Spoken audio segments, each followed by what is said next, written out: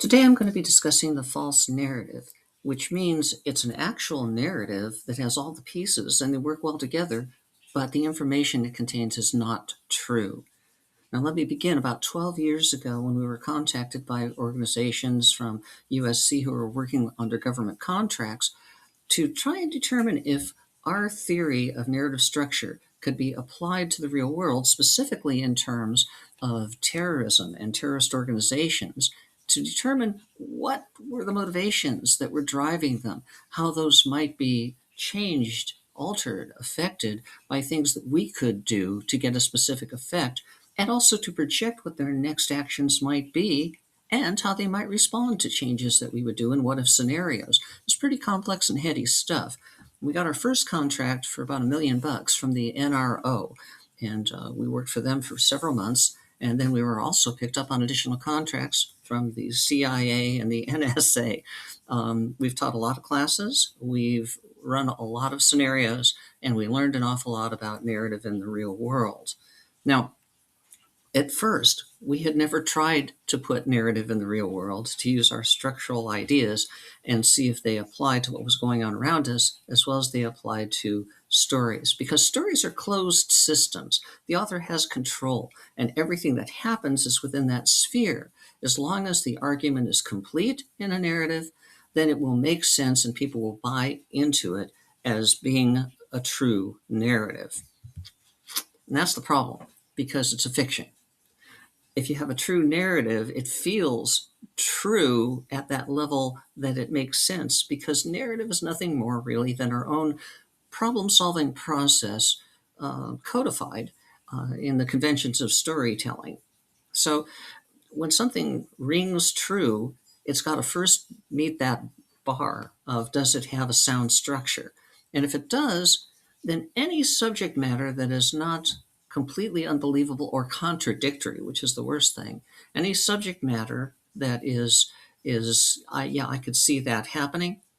If the narrative rings true, it's gone past the first bar, and then you look at the content and you're willing to accept it because it sounds like they're making a good case about it, because it's a true narrative structure. But the content can be completely false. In a fiction, whether it's a book or a movie or some other form of art, it's always false.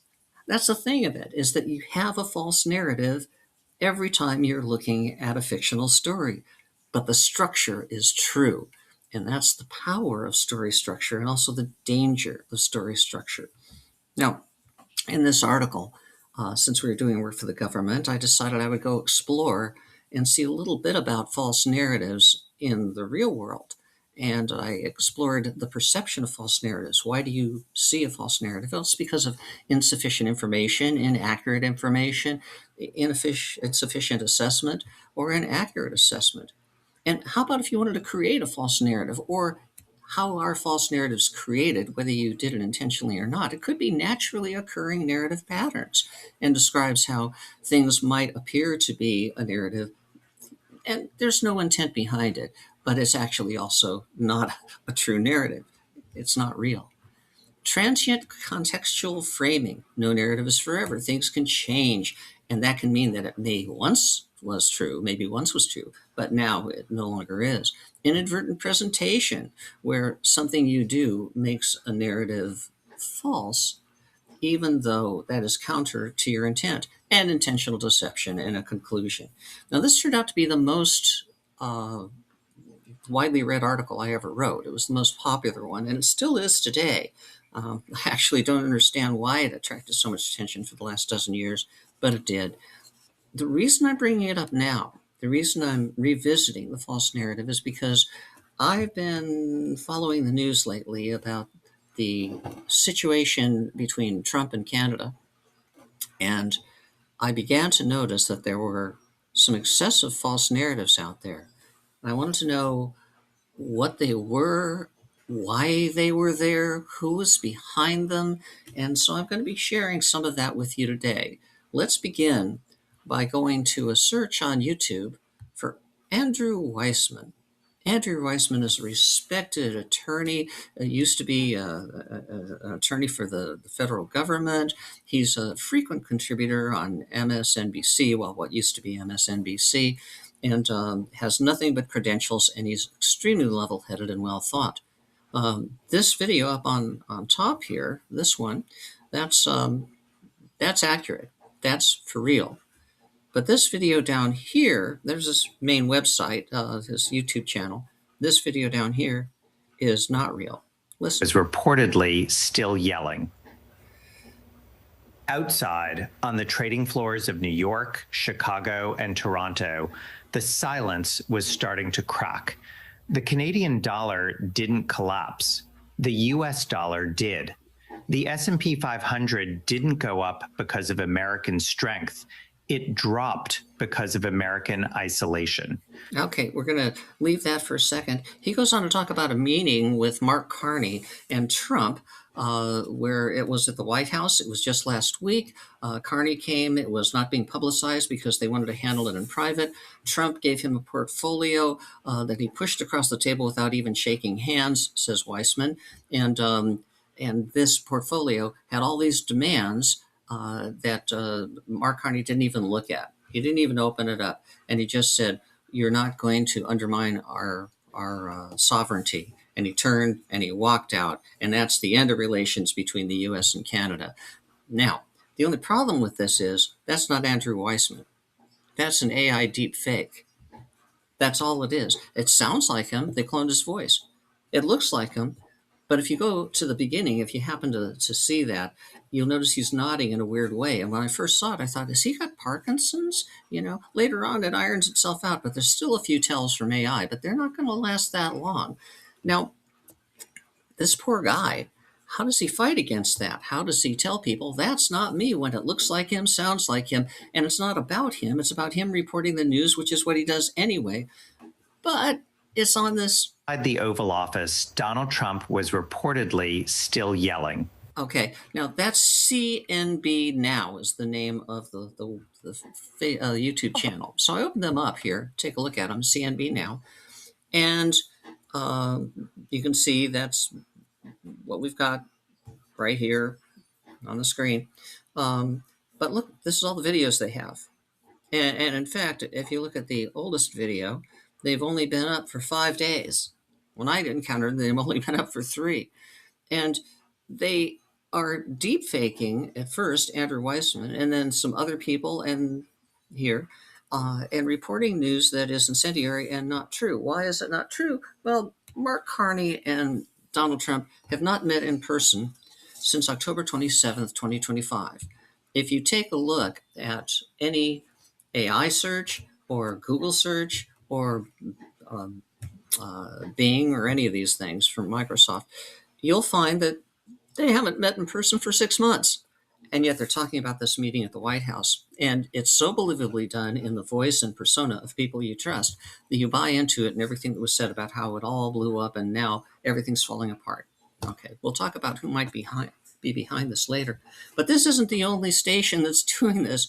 There's CNB, there's CBN, there's ABN. There's probably more than a dozen major push channels that are all promoting this, but not with the same videos. It's so sophisticated, this false narrative, that they're using completely new and different videos on each one of these channels so that it's repeating the message over and over again, but it's not showing the exact same video. Therefore, it's more believable because it's coming from multiple sources. My suspicion is they're all coming from the same source. And they all started within the last 3 weeks. About a dozen of these channels that I found so far. Well, let's take a look at another thing that came through. Someone sent me the other day this. It's Rachel Maddow, but it doesn't say the Rachel Maddow Show. It says the Rachel Maddow. And it shows her. It's not as sophisticated as audio only. Let's take a listen to this. Controls the tap, and Donald Trump just dared him to turn it off. Before we dive into what just collapsed in that room and why your heating bill is about to become a political weapon, hit that subscribe button and tell me in the comments whether you think Carney is playing with fire or if this is the only language Trump understands. All right. Now, that sounds a lot like Rachel. At the very beginning, it sounds exactly like her. It's not her. She never recorded that. She has a different spin on it. And people who are more discerning might say everybody's talking about this meeting, but I can't find any record of the meeting because I researched myself between Carney and Trump. But in her case, she says this meeting didn't happen at the White House. It happened at a neutral location, and the press wasn't notified. So now she's proposing it was a secret meeting that's been leaked. And everything she says is exactly the same timeline of what happens. Coming in, pushing across the thing, the portfolio, Carney not opening it, Trump yelling as Carney leaves the room, says you're not going to destroy our sovereignty, and it's a total break. And now, immediately, almost, prices will be rising on electricity in the Northeast because Carney's going to basically not turn off the tap, but charge through the nose for it for electricity right in the middle of winter. That's so unlikely that anybody like Carney, who was the head of the National Bank for England and the head of the National Bank for Canada, and now is the Prime Minister of Canada. It's like this guy is not that kind of a reactionary. But a good friend sent this to me, and she thought it was real because she likes Rachel Maddow. I'm beginning to see the picture here, what the problem is. The narrative within this and the narrative within the earlier one by Weissman seems true, but it's a completely false narrative.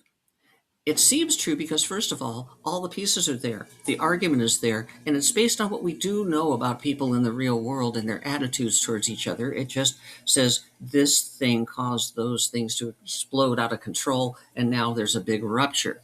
And if you don't buy the sensational headlines where they're talking about this and that and the other thing going kaboomy, you can go to Rachel Maddow, who's more fair and balanced, and you can start to get the sense, okay, that had it wrong. Here's the real truth, and she presents it in a much more moderated way. So you're for the elitist intellectual folks who research for themselves, they're more likely to buy this when it comes on by, just like my friend did. But is there anything going on with Canada and the world right now between U.S. and Canada? Let's take a look. We're going to look here on CNN. Okay, nothing about Canada. King Charles and Epstein, and you can go all the way down here. I've done it, and I haven't seen anything yet about Canada. There's Iran and Trump over in the left-hand corner, and the main story about member of the royal family being arrested. Well, how about Fox? There's got to be something in there about this meeting on Fox, right? So we're going to take a look here on Fox, and we find that it's about a grocery store pop-up in New York. It's about, the arrest. Defense contractor, major move weeks after Dem governor takes office, and Trump's D.C. crackdown, 10,000 arrests. Wow. Okay. Nothing about well, let's take a look at another one of these channels here. Capital Briefs. We were questioning when we first saw this stuff. We said, really, there's been this blow up. There's been this split between Carney and Trump, and it's going to affect our two nations, and all that goodwill we've had for all these years is gone. Okay. You feel it. You feel a connection to Canada, and the Canadians feel a connection, a kinship, like brothers, sisters, family. We go way back. This article said, no, the people are still great and affect each other, but Trump is terrible and Carney is God. And, it's clearly it was designed for a Canadian market, but the narratives are sound, the narratives are believable, but they're completely false in terms of their content. And that's what a false narrative really is. Now, Capital Briefs here. Why do I show you this page? Because after we were first taken in about this breaking news with these flashy headlines when we were cruising through the news offerings on Facebook, not even on YouTube, we were saying, this is horrible. Let's see what's really going on, because that sounds almost too amazing to be true. And we found Capital Briefs. And if we look down at Capital Briefs at the end here, this is much more balanced, much more fair. It takes a real reporting approach. It doesn't say anybody's bad or good or anything like that. It just, gives you the facts. Okay, so why is this bad? that it gives you the facts. Well, one thing you can tell about them is when they first started out, which was 7 months ago, they've been around for a while. Look at that, what they're doing, the sensational headlines, and they even have Fox News on every one of them. So they had a particular market, and somewhere around 4 months ago, the Fox News thing vanished, and they started taking a progressively more balanced approach to their quote unquote reporting until we ended up where we are today. That's not nearly as incendiary and looks much more informational. So they've been tailoring their approach. Well, what's the thing here? Well, clearly there's somebody trying to make Canadians feel like they need to break away from the United States. The United States feels like it ought to take over Canada. Canada thinks it ought to break away from the United States because the United States wants to take over Canada. The people are great, but you can't keep thinking the people are great if they support these leaders. So the leaders are in conflict. It makes the people feel a little more in conflict, makes the rank and file vote a little more towards protectionism in Canada, a little more towards asserting rights over our northern neighbor in the United States. It's designed to create a rift in the sensational ones that we saw back here and back here. Who would be behind that? Well, my guess, I don't have any proof, I'm just guessing here based on my 12 years of work with the federal government and their agencies, it's probably Russia. These ham-handed things are probably Russia because they're going out there and saying bam, bam, bam, bam, and that's how they work in the Russian propaganda. But it's all generated by AI. All of it's generated by AI. So with a few operators, they can get a tremendous effect and have multiple channels. And the more this gets out there, the more the rank and file who do the voting and support the government and have public opinion polls are going to lean towards pulling away from the United States and Canada and moving to exert control over Canada from the United States. Okay. So the other one here that's very subtle, and the subtle ones here at Capital Briefs down at the area we were looking at recently, that may not be the Russians because they're usually not that subtle. What that's trying to do is not say false information in a false narrative. It's to keep it in front of you every single day. They publish 2 videos a day and they want it in your mind. Not necessarily they're trying to promote one side over the other or create a rift. They just want the rift that exists accurately reported, but in your mind twice a day, because you won't find it on CNN and you won't find it on Fox, and it'll drift away until nobody's talking about it anymore, and they don't want that. That might be the Chinese. I don't know. It works to their advantage, and it doesn't make them look bad because they're telling the truth compared to the other people, which are telling outright lies. Okay, so that's the way that it goes currently.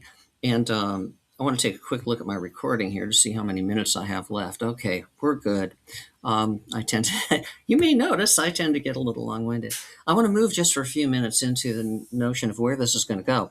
If this much stuff is showing up in what's called the news feed, that's the official news feed from Facebook, from YouTube, and it shows up along with the other pages on Facebook, well, as AI gets better and better, which it has in just the last few months, there'll be more stuff that you can't look at and say, oh, there's a tell. It looks like he's got Parkinson. Oh, it ironed itself out. Now, if they came in later, I would believe it because it's a guy I trust and sounds and looks just like him. Okay.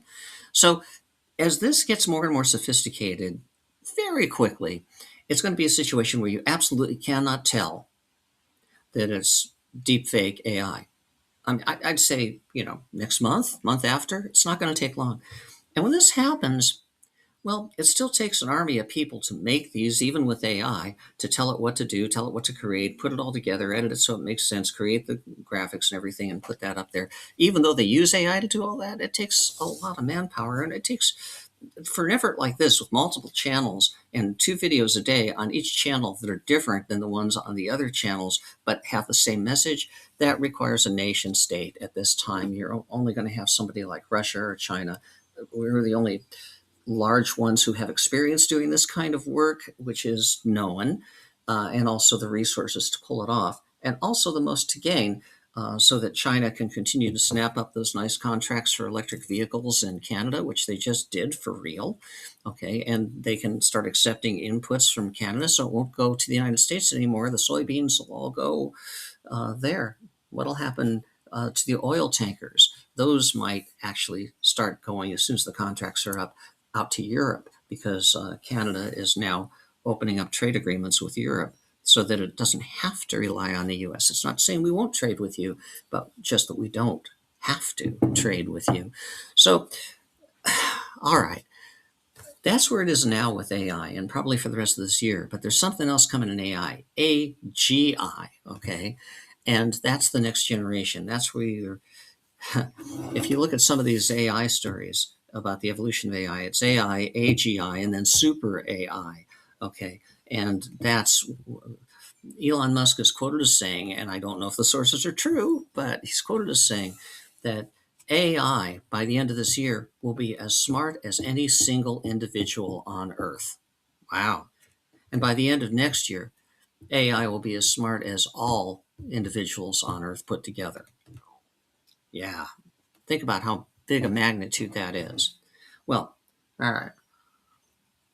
So, what happens when the next version, AGI, comes out, even before we get to Super AI, which is the one they say will take over the world?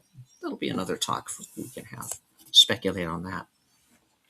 AGI is not designed to learn a single thing like Suno music processing learns how to scrape music and then use it to perform your songs. I use it all the time. Grok from Elon Musk, his search engine that also makes great videos and great images. It's just wonderful. Use it all the time. Okay.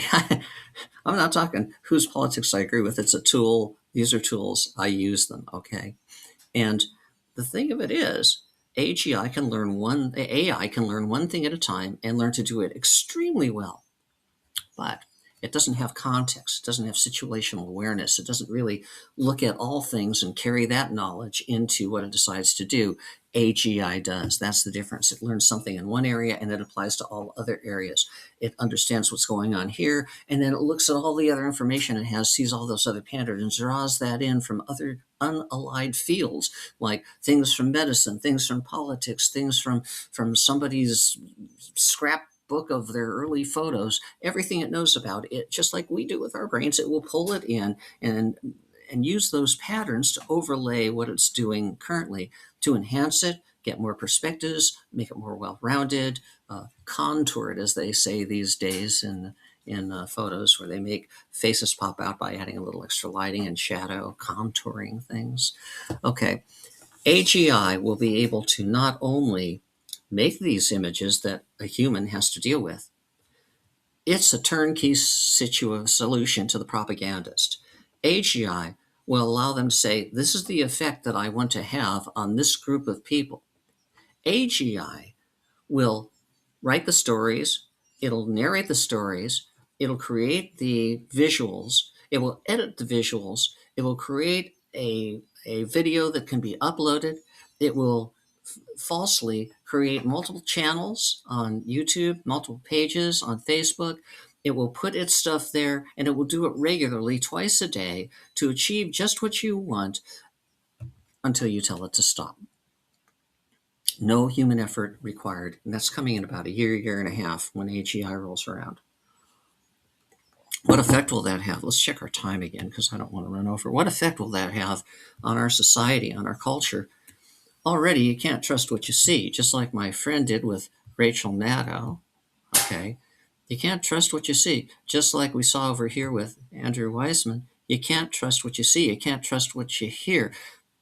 There are trusted sources like CNN and Fox. If you thought one of those was biased, not compared to what's showing up on the other areas, they're actually talking about what's there with a spin on it. The others are just fabricating stuff that doesn't even exist. So what effect does that have on our society? What does the false narrative do to our society? Well, it's going to change it in big ways. People will cease trusting anything they hear. Trusted sources have to compete with the sensationalist stuff, and they're going to lose market share. When AGI comes out, it can crank these things out by the millions.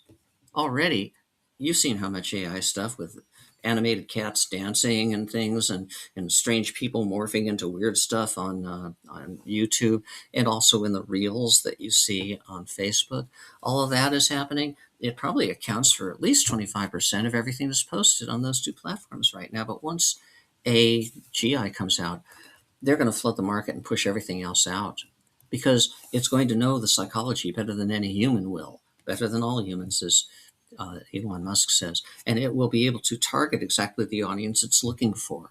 And it will be able to control all of this in such a way that you cannot help but buy into it, or at least be affected by it to the degree that you think differently at the end of it than you did going in. There's a chapter in the Dramatica book about propaganda. It's completely written by Chris. I wrote most of the book based on our ideas and he edited, but that's one of the chapters that he wrote all by himself, and it's brilliant. If you get a chance, read. I'll put a link down below. You can read the Dramatica theory book for free. Just download a copy and read the chapter on propaganda. Time check again, because I have a couple other things I want to cover. All right. So all of this being said, how's it going to affect society when this happens? Well, basically, we're all going to stop trusting. Basically, there'll be no good news source. Basically, whoever's got the better AGI or the more powerful resources will be able to shove it down our throats. And what will Facebook and YouTube do when they're overwhelmed? That amount of material that they can generate will actually crash the system, completely crash the system. And that's part of the plan. Once these perpetrators can crash the system, then they can open up their own social media where they've got nothing but their own propaganda, but they'll mask it by creating all kinds of interesting human content. It can create music on its own now. It can create video on its own now. And AGI will be able to tell it what kind of video and music to create. Don't need people anymore. I kid you not. This is 2 years in the future, okay? And these other alternative social medias will come up where they have total control of what goes up there, and it's only their stuff, but they're making it look like it's Joe down the block talking about a cake he baked and other things. And a certain percentage that AGI will determine is the right percentage of this incendiary news to move people, and it'll be targeted. Even though it's a national platform, it'll be targeted to specific demographics, which it will have because it is now the infrastructure of the social media, like Truth Social, for example, a whole new social media system.